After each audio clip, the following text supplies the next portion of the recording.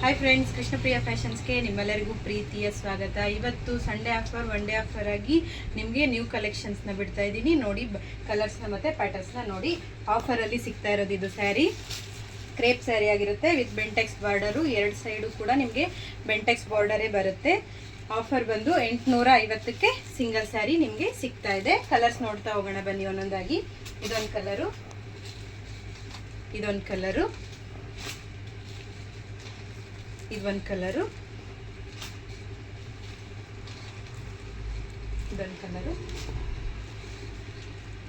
ಎರಡು ಸೈಡು ಕೂಡ ನಿಮಗೆ ಬೆಂಟೆಕ್ಸ್ ಬಾರ್ಡರು ಸೇಮೇ ಬರುತ್ತೆ.